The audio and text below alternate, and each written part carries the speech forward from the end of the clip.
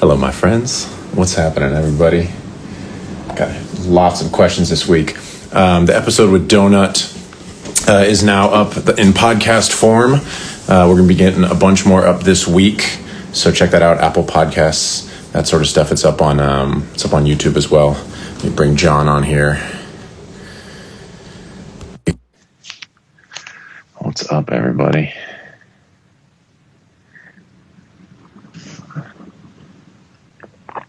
What you drinking? Oh, cold brew. Cold brew, nice. Some cold brew concentrate from this tight coffee shop my girlfriend and I found in Santa Barbara this weekend. Nice, man. How was it? It was lovely. That's fantastic. I've not had any coffee, any food, anything. I woke up at like 9 this morning and just been kind of like going through questions, and we're getting so many questions. I appreciate you guys so much. No coffee, no nothing, man. I haven't done the food yet, but the coffee. Woo! No coffee. Got up and meditated, wrote in my journal, cleaned up some things, went through a lot of questions. We got like another 30 questions today, and wow, really? People are appreciating it. It looks like so. Do we have a theme for the day today? I don't think we have a theme. Plan. Cool. We can dig into questions we want. I just kind of checking in, chatting, that sort of thing. Yeah. How are you doing? You back to work yesterday and today? Yeah. I was mixing up until a minute ago. Most of the morning. Good stuff. Happy to be back. Got a busy week ahead. One more weekend getaway with Niku to Ojai this weekend. I think I feel like the rest of the year is kind of back to the grind a little bit. I think I took a few too many weekends away where things are a little bit stacked up at the moment, and I'm just ready to get back to work. I think we talk about breaks so much in these streams. The idea of taking a couple days off, even a few weeks in a row, especially in times like this. I realized this morning actually that I need to, sometime in the next couple of days, just go drive somewhere just to get out of my place, because I think everybody goes insane staying in the same place over and over, especially those of us that professionally do it. Also, where you're at right now, just go drive in any direction. You're going to hit something beautiful. Yeah, the water is right here. I'll go find some more water up north, down south, something like that. I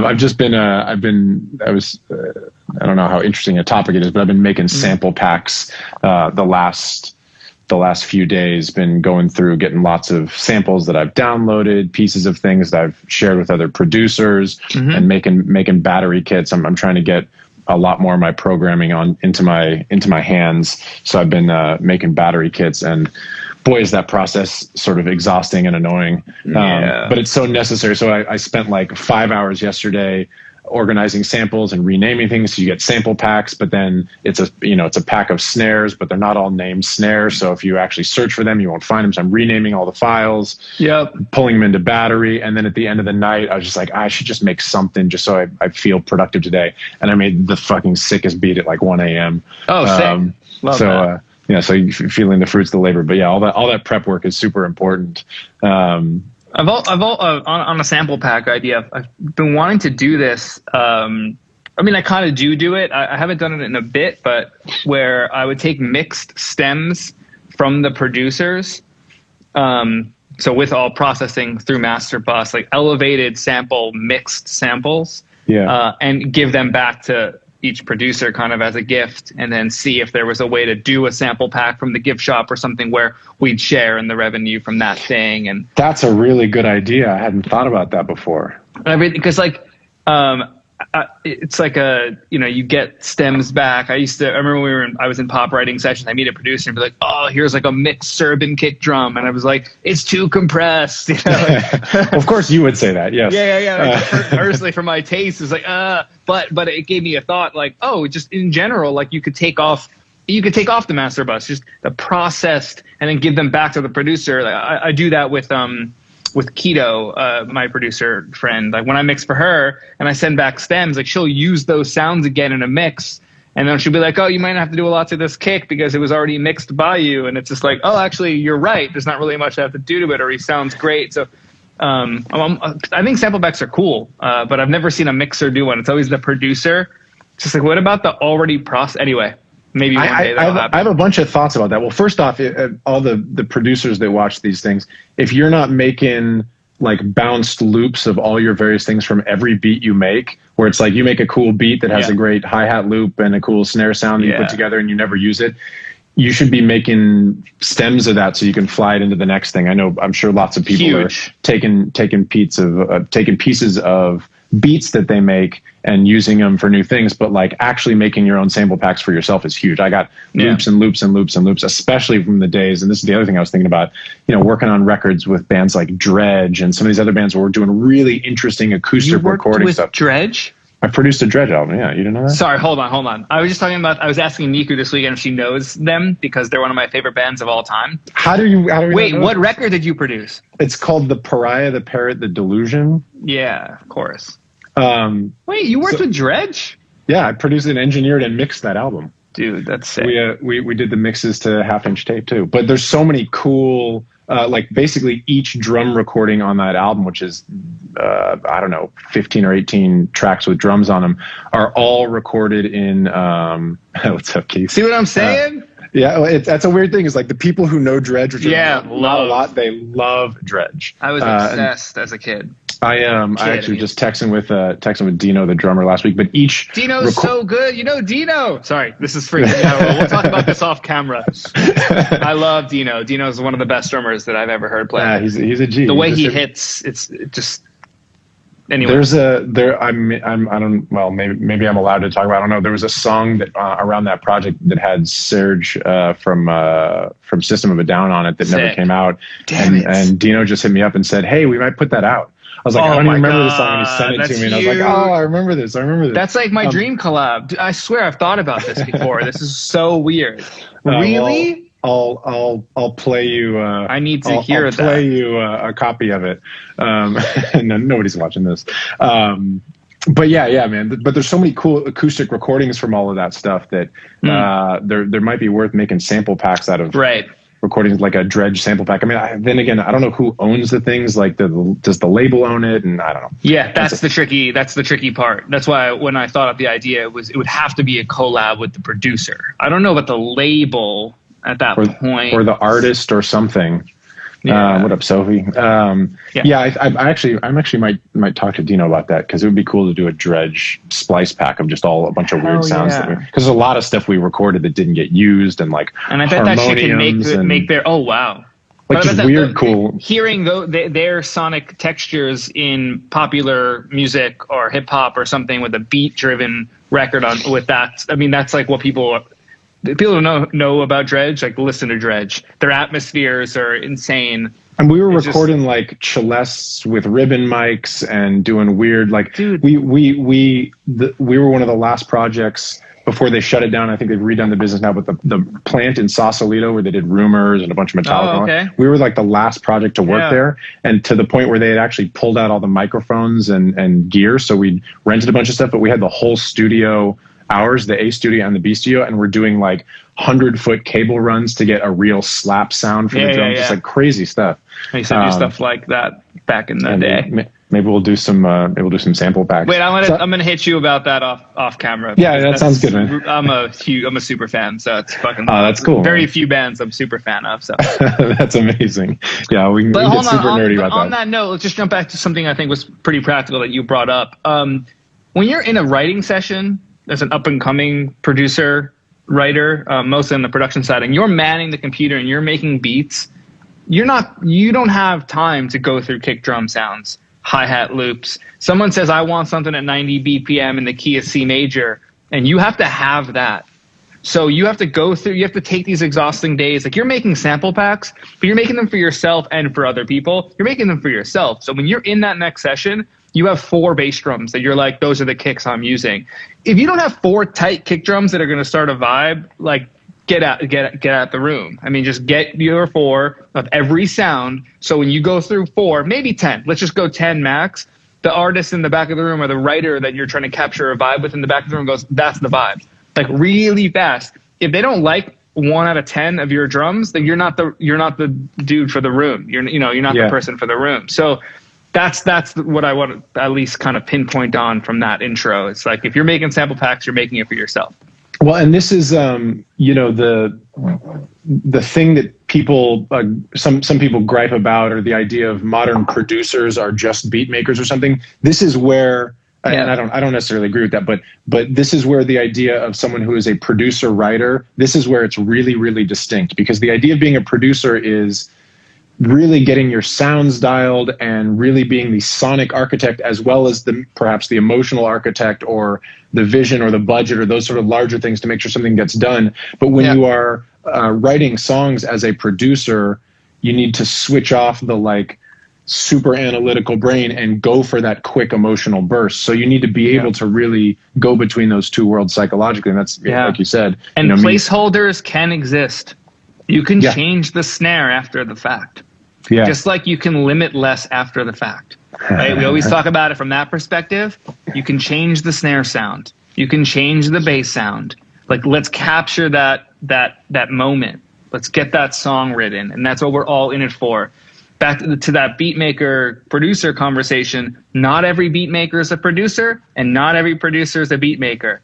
This is not something controversial. There's no one size fits all. Every mix engineer, every mastering engineer that's hired, every recording engineer, they are that role because they're hired to be that role. I think it's a little bit more gray in the songwriter, producer, beat maker territory. And I think it's worth discussing. A lot of people go into the room assuming that they're about to get 50% of what's happening. And then once managers and the songs get released and the labels get involved, they're unhappy because they had this expectation because they thought they were deserving of something. That's not always the way it happens. And there's I mean, you know this more than I do currently, but I did it for years, and we never really got what we thought we were going to get because someone else came in and did some drums, someone changed something, and then you get less, and you have to be okay with that. And you have to know, if you're hired to be the role, you're called out for that role to begin with. Someone is brought in to produce the record. Someone could be brought in to program upon the record.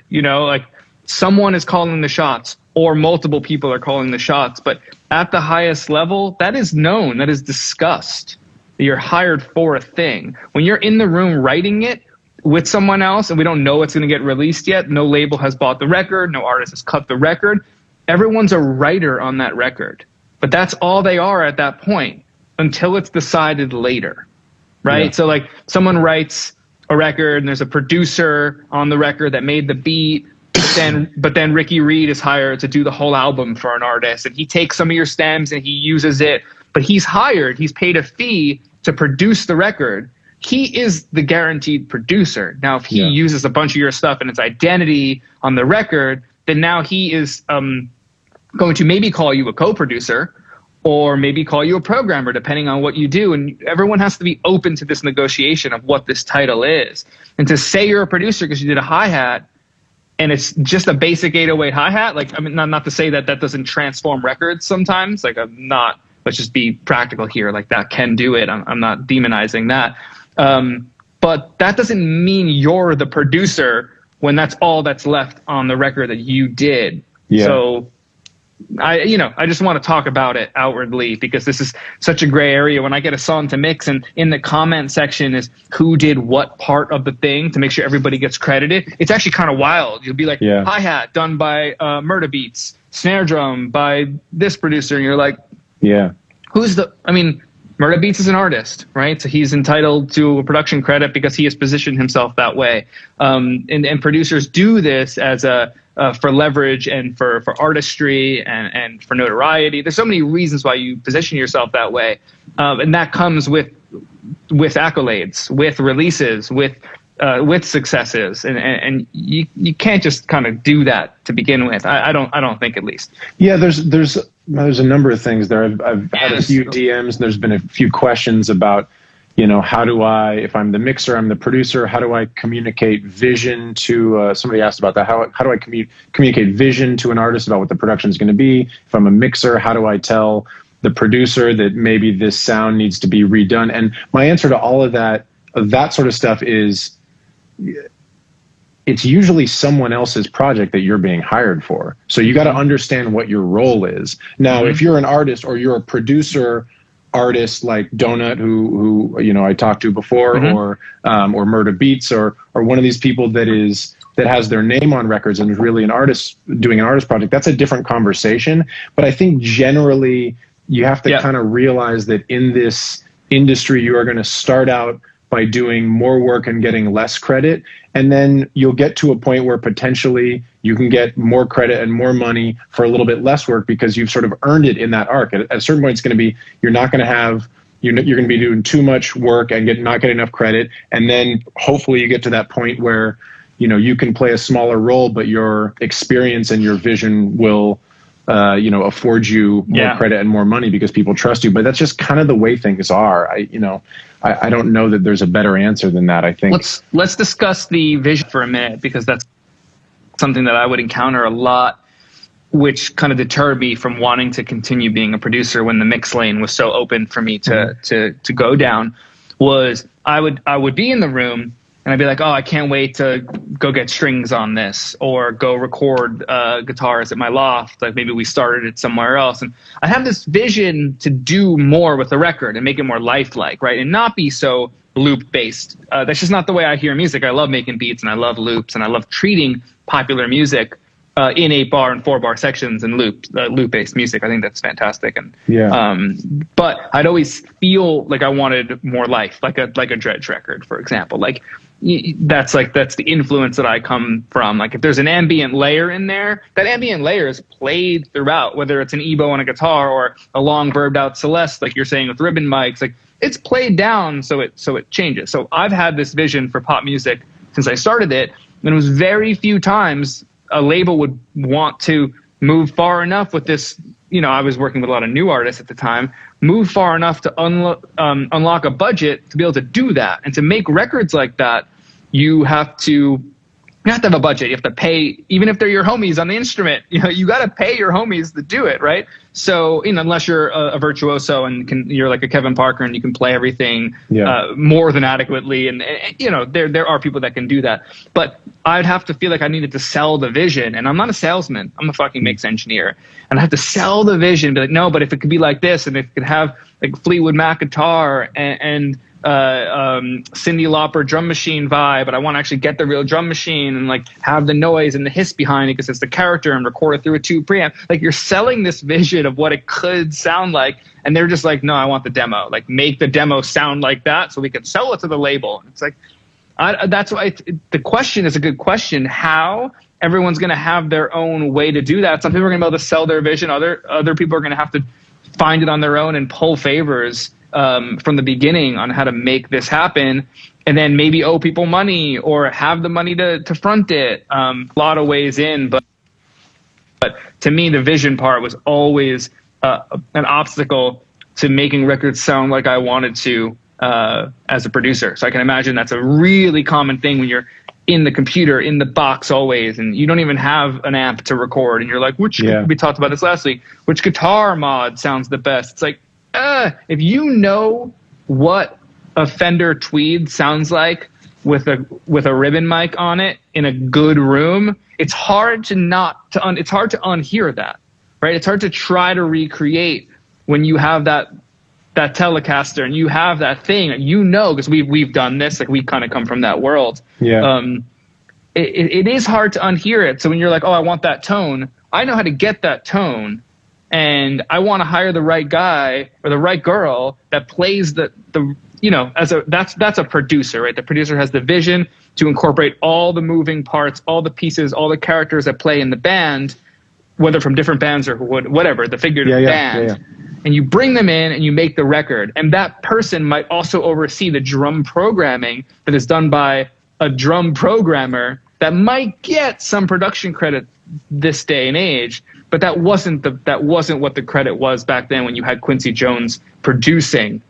And then there was someone that did programming. There was someone that played the percussion. There was all these moving parts, but Quincy was the producer. And it's like that it's the vision was created between him and Michael, right? Those are and Bruce as the engineer and the recording, of course. But the vision was what made the producer the producer. The relationship between the producer and the artist too. Exactly. In all of these, people talk about there's some big overlap in the Venn diagram between vision and vibe.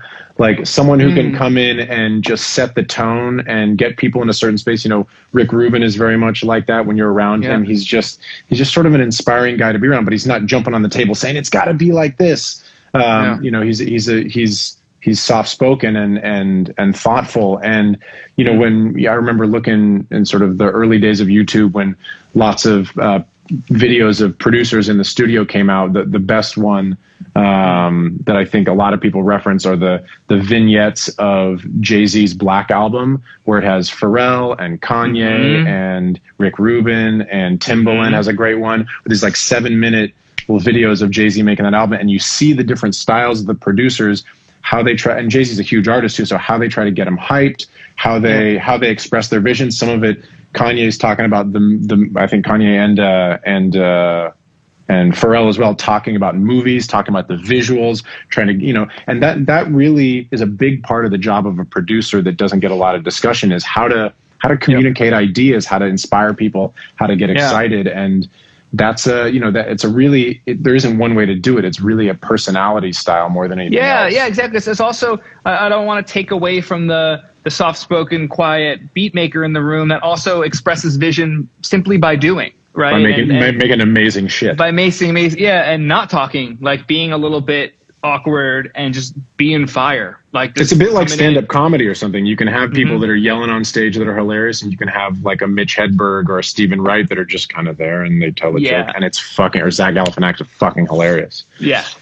So how do you go ahead? No. That's good. Yeah. I was going to say, we got a bunch of questions. I wonder if we can there's a couple people that asked about vocals. I'm going to do a stream this weekend with Matt Beckley, who's a vocal producer, who's produced a bunch of hit records and worked on a lot of things. And he and I are going to chat later this week. And then Sunday at noon. So if people want to tune in, I'm going to chat with Matt. So the people asking about vocals, we'll do a more sort of vocal production. Leave me out of that. I don't even like vocals. You don't even like vocals. Don't sound clip that one. I love vocals. And just fucking repeat it. I'm going to make that a sample. Let's see. There were. I like this question a lot. Ty asked the importance of electrical engineering. How important is it to understand your gear? How important is it to have? Ooh. So I know it's a good one. It's a good question. I want to respond really candid and honest. I don't give a fuck. I don't know it all. I have some of my closest friends can build anything you want. I've never been that good. I can look inside and I understand what parts serve what part to as a beginner. Like I understand. Who the fuck cares? If something breaks, get an expert to fix it. You don't need to know how to fix it. That's why, survive them. Yeah. Though one of the first things we talked about was a compressor. when I learned that when you have an attack, even at its slowest, it already compresses 1/3 of the attack off, the transient off. I was like, that's something I want to know about the inner workings of gear. But electrical engineering, let it be a passion. If it is a passion, let it be. And go build a mic preamp. But I want Doug Fern to design my mic preamp. I think he's better than I could ever be at it. I also think he's an amazing engineer. Could he mix a pop record now that sounds competitive? I don't know, but that's what I do. And then we collaborate through gear. I don't think you have to know, I guess is my answer, anything about electrical engineering to be a great mix engineer or a recording engineer.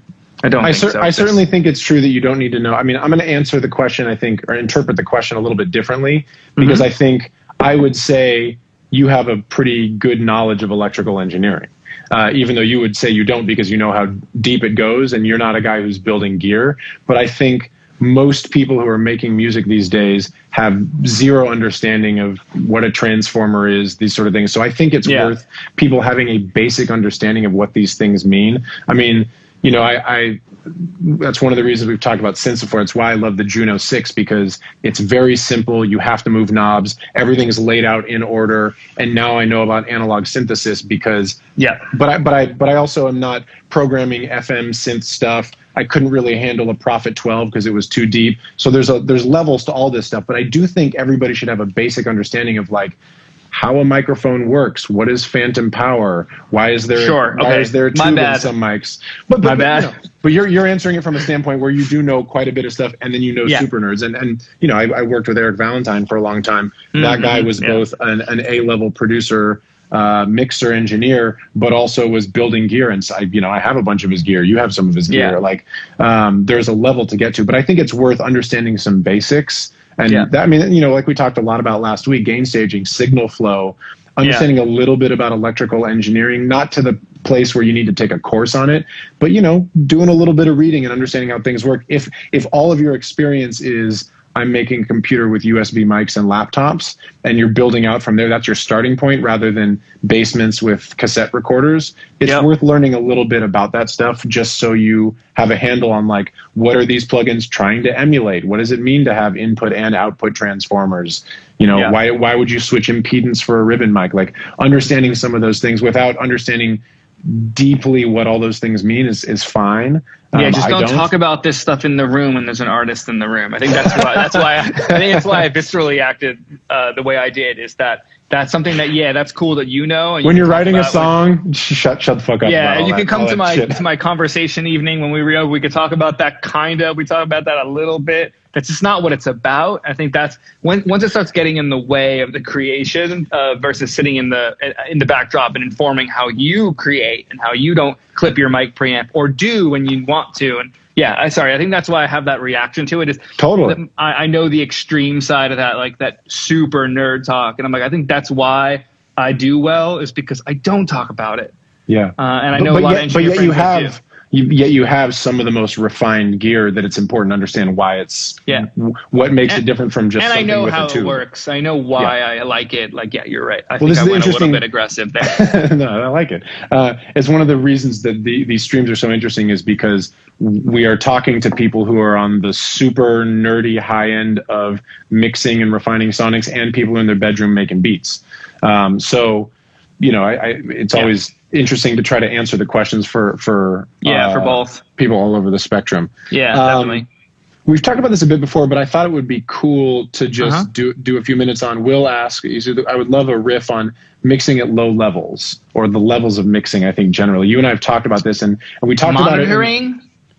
Listening the level you're mixing, and I want to just say, you know, we talked about this in the whole episode we did with harmonics and harmonic distortion. We talked about the Fletcher-Munson curve, which I'll just remind people is that the frequency response of your ears is not even across frequencies. There's obviously super high dog whistle stuff you can't hear and super low sub stuff that you can't hear other than feel. But even within the audible range, that telephone range of the sort of 1K to 5K is going to sound more aggressive than everything else. It's worth learning about the human ear. But as levels get higher, as volume gets higher, the frequency response of your ears change. So it is valuable to listen to some things, not just on different speakers, but at different levels. I don't know if you have thoughts about that or how you approach it. But, I have a lot.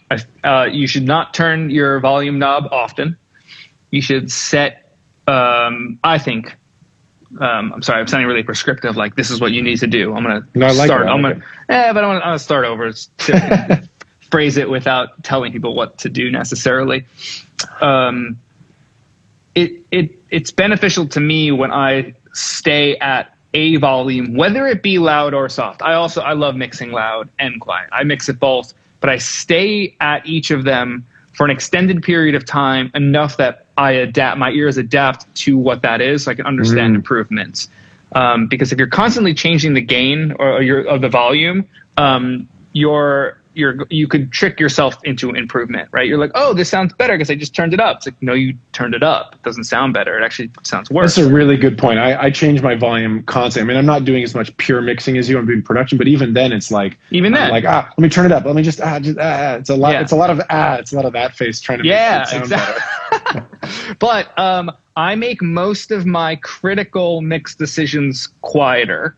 But I am a fan of music loudly, so I listen loudly. What is life without low end, man? You got to have that. Exactly. And I have big ass speakers with 3,400 watts per side.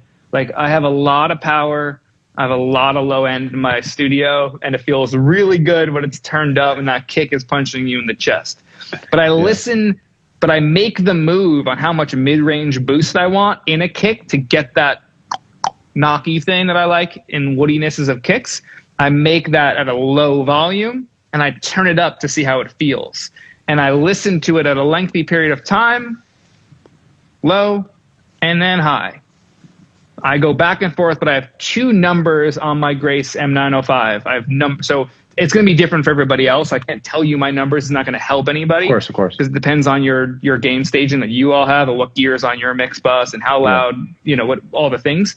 But I have 2 numbers that I'm at most of the time, and they are very far from each other. In fact, I could have a dim switch that just does it for me, but I like the gradual. I don't want to just like go up high and go down low. So, but you could think of it that way. You could think of it visually as having a dim switch that goes down 1. Okay, this is where I make decisions. This is where I check to see how it feels good and how it's going to maybe translate later when someone's bumping it in their car.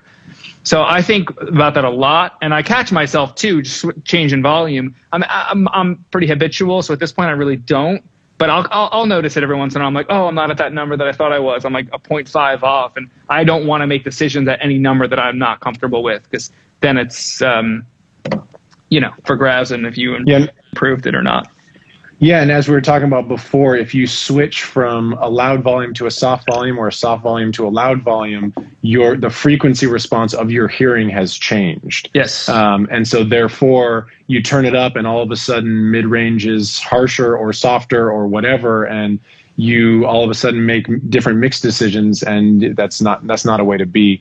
Yeah. There was a related question which we've talked about a little bit as well, but I think it's great to add on here, the value of reference speakers like NS10s, Oratones, that sort of stuff. You and I have talked about this before. We don't use those. I used to use those. I used to have little Genelecs, the ones that are like this big. I never ended up using them. You know what you use now? AirPods, iPhone, laptop. All of those, same. Play a mix off your phone, and then you have a high and low. Get audio movers listened to and stream it to your phone before you bounce it.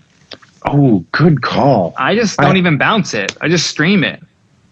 Good call. Yeah, mute your speakers. Make sure you can hear your bass and your kick, on the phone. Shout out audio movers, man. Yeah. I mean, it's game changing. Send it to my MacBook Air on the table behind my. I just check get audio movers and stream it to your phone. Stream it to your laptop. That's exactly correct. I don't know why. Plug. I'll get stream with the producer before. So if I'm a friend and I have their number, I'll just text and say, "Yo, can you get on a stream real quick?" And like, let's just make these decisions now, or tell me if you like the vibe while I'm in the middle, just so I don't go too far in any direction. And audio movers has really changed the game. And I'll get texts from homies like, yo, what was that thing you used when we worked? Like, I want to start doing that with writers and with artists. Like, let's just real time make decisions. And while that link is active, check it on your phone. Like, this is common sense at this point. Yeah, audio movers has really changed the game. The other hilarious thing about audio movers, which I don't know if you've experienced, but if you're streaming on audio movers and you have the audio movers plug-in and you bounce something not in real time, it runs the audio runs the audio at twice the speed. So you'll actually get a double time stream of the audio movers. It's really bizarre. I've had that happen a couple times, and the artist on the other end of the Zoom is like, "What the fuck is happening?" Yeah. Wait, I want to hear what that sounds like. That's kind of wild. I'll stream you some Dredge demos. I'll stream you some Dredge demos at double time. Hey, you want to jump to some other questions? You got more thoughts? Yeah. I love it. These are good. These are good right now. We got a lot of questions, and I'm trying my best, if we don't get to questions, to hit people back individually. If I forget your question, any of these, just hit us up the next week. Hit me up directly. Let's see. This one I actually want to go Google. I didn't have time. I know it's different, but I'm not sure how. Walter asked, does shelving out low end affect phase the same way as filtering? And I believe the answer is no. That doing a high pass filter and shelving, but they both affect phase. I mean, I guess there are linear phase EQs that hold things better, but not perfectly. It's just different. There's really no way to compare the two of them. They act differently. So not just filtering versus shelving, but there are EQs that will also supposedly correct phase But even those I think are not perfect. Linear phase EQs? Yeah, no. We don't like to use linear phase EQs, especially in low end. I think we talked about it a couple of weeks back, maybe a couple of months back when we first was starting. If anybody's curious about linear phase, don't listen to me. Go to the FabFilter Pro Q3 demo, or it might have been Pro Q2 at the time. One of them, you'll see, just type in FabFilter Pro Q linear phase and just hear what it does to transients. You'll never want to use it again. Interesting. I will check that out. Just check it out. I'll use it for really, very rarely, like 1 to 2% of the time. Actually, I don't remember the last time I did use linear phase mode on anything, but it would be for really surgical, tight notch, like upper mid range, something where you're not really too worried about transients, like never on low end. Just watch the video, everybody, and you'll just never do it again. Something you can't unhear. So back to shelving versus filtering, they definitely affect things differently. I know and that's one of those things where if you're messing with low end EQ and you have a few things adding up, you definitely have to check phase. You definitely have to flip phase around. You definitely have to try things that way. Let's answer Walt here. Is natural phase better for low end? No. Yes and no. Just listen. I use both zero latency and natural accordingly. I just listen, use your ears to see which one you like better. They're both great in different ways. Just try both. There's been a lot of questions we've gotten in DMs about low end EQing, phasing, compression, side chaining. It's a topic that we'll definitely discuss more. There's one good clip on the Live with MattRad Instagram of us talking about it, which I've sent to a few people. But man, there's just so much. There's so many ways to tweak low end and worry about or like figure out how things add up. And there really isn't a simple answer to any of it. Like one of the things I think you and I talk about is how to think about it. And what that does is just gives you more tools to try things and listen. And that's, we get back to, that's why it's really important to have good monitoring, because if you can't hear good, clear low end, it doesn't matter how many phase adjustments you do. It's just like you can't hear it anyway. So getting great monitoring for your low end and then tweaking from there and listening. The thing that boggles my mind a lot of the time about low end is how little I have to do to improve people's low ends, because the amount of times the kick and the bass are out of phase, or there's a sample of a loop that also has low end in it and it's out of phase with the kick, and all I have to do is flip that loop and I have low end. Like it's on 90% of mixes. I mean, just check your phase. And I remember an assistant that I had early on. He's like, I don't check phase visually. I listen, I flip, because sometimes out of phase will be better. I'm just like, I don't know. Find that time and show it to me where you can't get the benefit of it being in phase and what you like about it being out of phase by some other processing. Yeah. That's like, there's this, like, I think it was a Chad Blake technique that was going around in engineer world about him, like Sansamp distorting an 808 and then flipping the phase on it. So I would do that and I would listen. I'm like, okay, goes to the mid range to give it presence, but all the low end is sucked out and it sounds hollow. Like there's another way to do that, right? So like that might be a technique he did a couple of times and was like, I figured it out another way. Like to say that, that's what Chad Blake does to an 808, and you hear him on a interview being like, I leave the 808 alone on this thing. It's like there's no one size fits all for everything, but that always blows my mind that you'd have bass layers out of phase and you think you like it because you haven't looked visually. It's like, look visually at bass. That's what Pro Tools is great for. Yeah, you can really get in on the waveform. And the thing I think for people that are more starting out, there is really no such thing as perfectly in phase unless you have two identical signals. So if you have a kick drum and a bass element, even not just note by note, because the frequency changes for each note, but like hit by hit, or the attack can be in phase and the release can be, or the tail of it can be out of phase. There's no such thing as perfectly in phase unless you're dealing with two exactly identical signals, in which case there's no such thing as perfect anything. Why would there be perfectly in phase? So that's why phase is such an interesting conversation, because like you said, you can do a great distortion thing and all of a sudden the mid-range pops out, but it's canceling some of the low end. So maybe you try high pass filtering, so then you get the low end back, but then there's a weird phase anomaly here and you flip. Like, there's just so many ways to play with all this stuff. It's really about techniques and then experimentation case by case, for sure. Yeah. Let's see. I like this. Yanni's been asking good weekly questions. This one was, and I'm going to have an annoying answer for this. What is one mistake you've made in your career path, and what did you learn from it? I feel like I'm making mistakes every day, and just constantly like, that doesn't work. Why does that not work? And really, that process of doing something that isn't quite right, then figuring a new thing out, is the process of getting better. It's constantly pushing yourself, and you have to just make mistakes over and over. And maybe it means more like larger career mistakes or missing out on things, but I tend to not think too much about things like that. I'm really trying to move forward with stuff, but I don't know. Do you have thoughts about that at all? I have one thought comes to mind, which is saying yes to something that you know you're not the person for the gig. I've done it so many times just because I like the person, or I want to please, I needed the money at a certain time. Like, I don't know. Whatever the reason I said yes, it's normally because I like to be a people pleaser. I like to help out and I'm kind of growing out of that.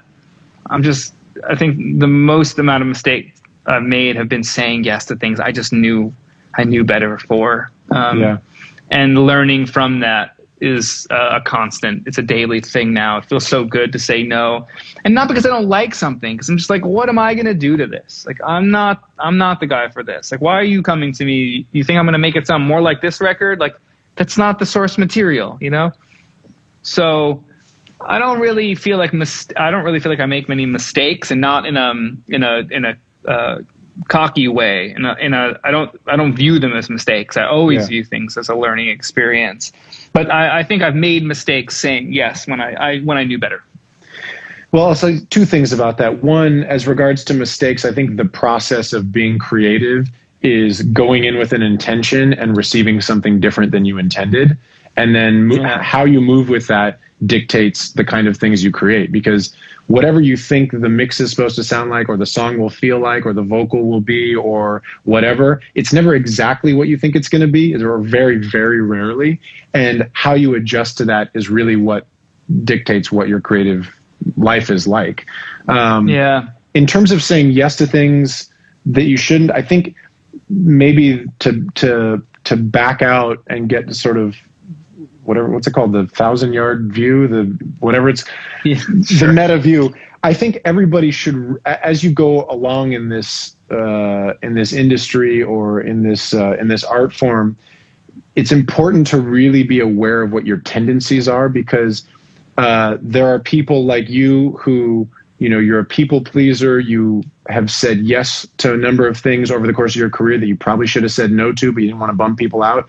There's people on the other side I know as well, and I'm a bit of both. But there are times when I've said yes to things where I'm like, yeah, sure, I'll just do it. And you commit to something, and I probably shouldn't have, and then I'm just like, I don't want to do this, and it's not great. I'm not doing my best work, and all this. And then there's times when I've said no to things because of ego, or because of I just didn't feel like me. And some of those times I've had other people in my life say, hey, you should really do this. And then it turns out it's a great thing and I wouldn't have done it otherwise. So understanding your tendencies. Are you a person who's unwilling to take risks? You should say yes to more things. If you're a person who's too much of a people pleaser and you're not doing the things you really love, you should learn to say no more. I mean, understanding your own tendencies finding yourself on that spectrum. Yeah, it will benefit you greatly in the long term of this industry, because things shift a lot and very quickly. And an easy way to that I'm learning now to amend this and mitigate that possibility is ask for the record. I just send me the record. Let me see if I fuck with it. And the other day, this thing I'm mixing today that I love, the producer hit me up. Like, we were introduced to another producer friend. He's just like, yo, I don't want you to work on something you're not fucking with. Listen to it. And he just sent it to me. I was like, yeah, I know exactly what to do to this. I know I'm the vibe for this. Like, thanks for thinking of me for this record. It's very specific. Like, I think this dude would do this record well. And that's the optimal. That's like the extreme on the side of what you want all the time. Like, I want someone to say, I think you're the man for the job.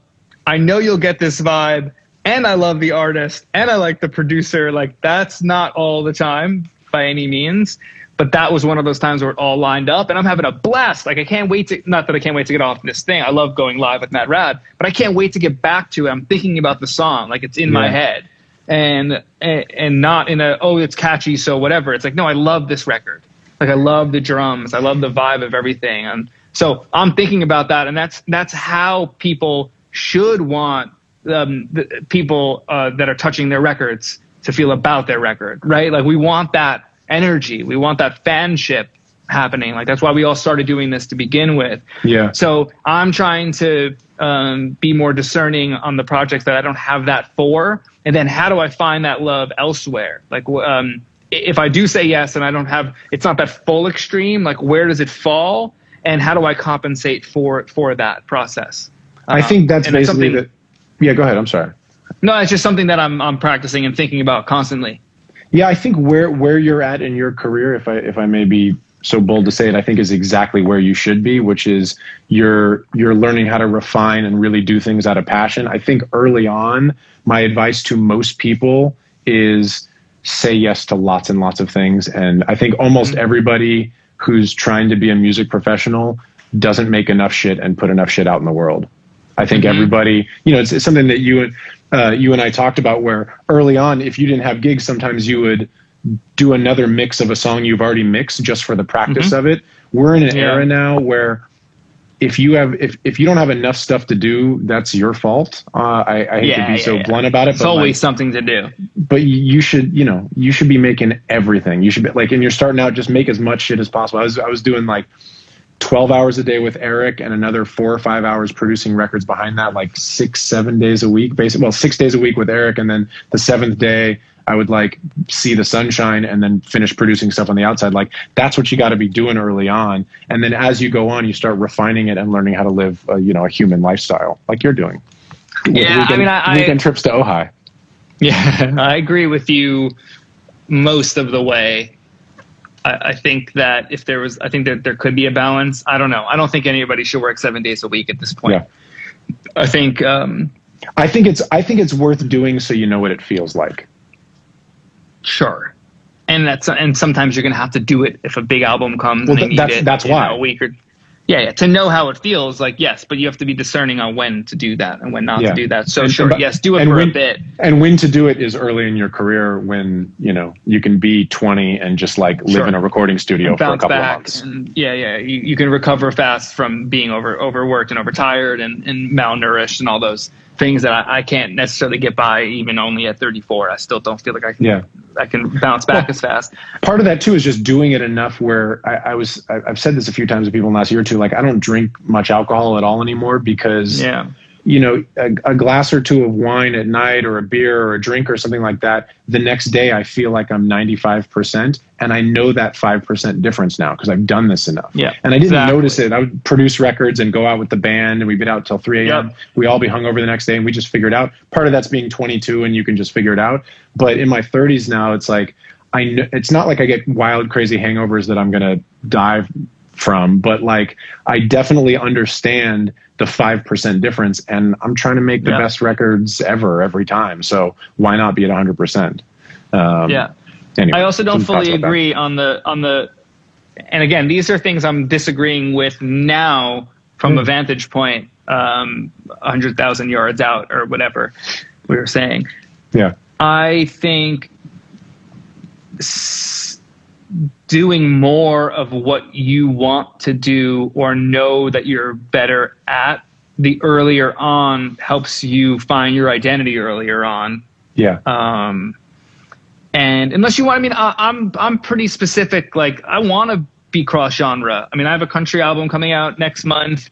I'm working on a trap project now. I have more up the middle pop. Like, I want it to be cross genre. It was a thing that I don't think that every engineer can be. And I'm not saying that I'm better than these humans. I think I've been influenced. But I think you have to decide if you're going to be more in that world, in a world or cross genre, and where your influence is coming from. Have you been educated on these genres and their history? Do you even care about a certain genre? Do you even want to be a part? And I think these are things to decide holistically and sit with and meditate on, and not always have to be put into practice and find out if you like, oh, maybe I can do country because there's a lot more country work here in Nashville, and that's where I am. And I'm like, but I like hip hop. So like, but why am I in Nashville? Do you want to do hip hop, or do you want to do what's in your city? Like those are things that need to be discussed out loud, and not just in your head always too. So I think that saying no earlier on is probably better, to be honest. I just don't think we were good at it. And so it's hard to see it from that point of view.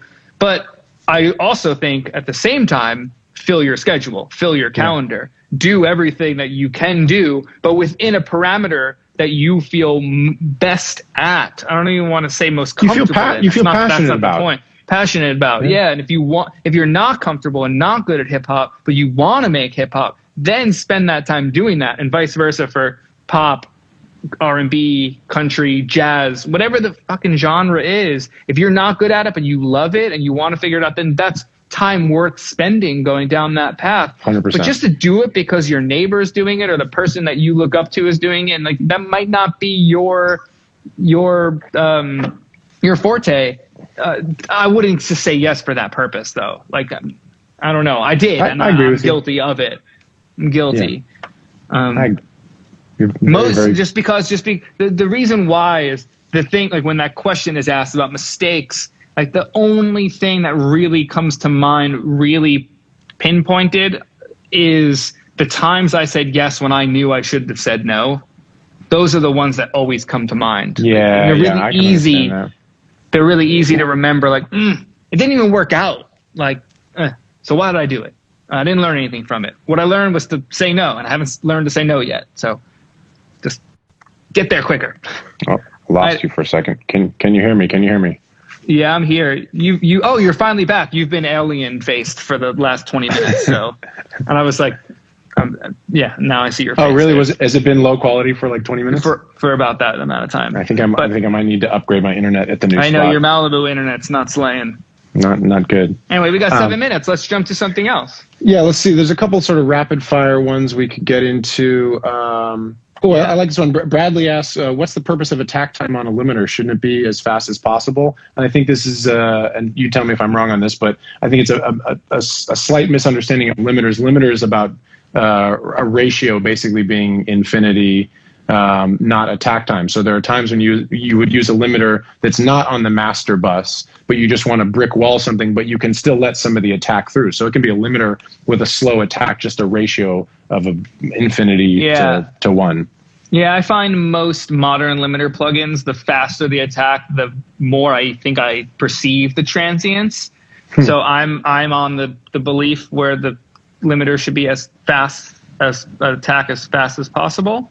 But it is possible to have a limiter with a variable attack because just the definition of a limiter is essentially a compressor with an infinite ratio.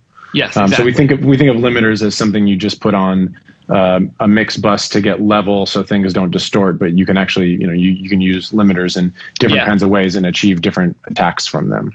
But but from my point of view, I use as fast as possible most of the time. Yeah. And again, I don't really use many limiters. Yep. I had a thought though yesterday. Yeah. I don't know what mix it's gonna be, but because of all this talk about not compressing, I'm gonna do a mix soon that I just compress everything a lot and just see if I can get away with that sound and see what it turns out to be. I'm waiting for the right song to do it on. It hasn't presented itself yet. I bet it'll be great, whatever it is. I don't know. Oh man, I want to get into this question, but it's longer than 5 minutes because it's how do you know when something's done? Let's do that next week. Let's do that next week. We're going to talk about finishing next week. But let's bring that up. Yeah, let's talk about finishing next week. I love finishing. Do you have maybe you could riff on this a little bit? Ander asked. I'm not entirely sure what the question is, but I think I have it. It's talk about some tendencies in mixing and production of today's music. Are you seeing any trends of the way things are headed, the way things are sounding? Obviously, we've talked a lot about how you think about things and how I think about things sonically, aesthetically. But are you seeing anything this year, last year, anything you're thinking about generally with like what you're liking, what you're not liking, or just thoughts? Two things that come to mind that I don't like. I haven't heard much that I like, except for vocal approaches that I keep hearing that are coming out of some young kids, and I'm like, that's tight. Like what? What are they doing? What do you hear? I'm obsessed with this 24 Karat Golden Mood record. I'm obsessed with it. He's so great. I wrote a couple songs with him. He's fantastic. Sick. He's really impressing me and like giving me this nostalgic feeling that I haven't gotten from pop music in a while. And I kind of love pop music, and I've gotten so far out of it, even though I make it. And I like making it. I don't really like listening to a lot of it. This one hit me, and it's because of the vocal approach. The beat's sick, and Blake and Omer, who produced it, are fantastic, and I love the beat. But the vocal, like, it just feels like it was effortless and not thought through. And whether it was or not is, besides the point. I'm confident it was, not that it wasn't thought through in any negative way, but just effortless is the right. Effortless. So that's what I've been hearing that I like. But when it comes to mixing and production, I'm not feeling the 808 without the kick vibe. Yeah. And the kick is there, like doing its part. I'm like, can that just hit a little bit harder? I understand. I gotta say, that's weird to me too. It's weird to me too. It has worked on like Rockstar. I think somehow kind of works. I think the song is so great, but I think it would be just this much better. An impact on smaller devices and like totally work and translate more with a little bit more. So that's something I'm not feeling, and I'm wondering why it's there. And then the other is the mixers mixing for radio with that dense top end compression always. So it always sounds like it's on the radio when people aren't even listening to music on the radio because people aren't in their cars. Well, this is where your aesthetic, I think, is so great when you're streaming things and one of those Khalid mixes come on. It hits harder. The transients are clear. Like everything about it is better. It hits harder, but it's less compressed. It's different than the radio compression traditionally. If people don't know, but your radio stations put tons of multiband compression on their shit, and so people started mixing to try to get a little bit of that effect, and it's unnecessary now. Streaming is just taken over. Yeah, so I'm having a hard time with it, and it's a lot of the time I'm still winning more than I'm losing a mix, which is good news. But when I lose it, it's because when I don't get the gig, I don't want to say losing. That's like something I don't like that word. But when I don't get the song, it's because the rough had no transients, and when I bring dynamics to it, it just doesn't sound like theirs, so they're not used to it or something. Or it's always the time where it doesn't work out.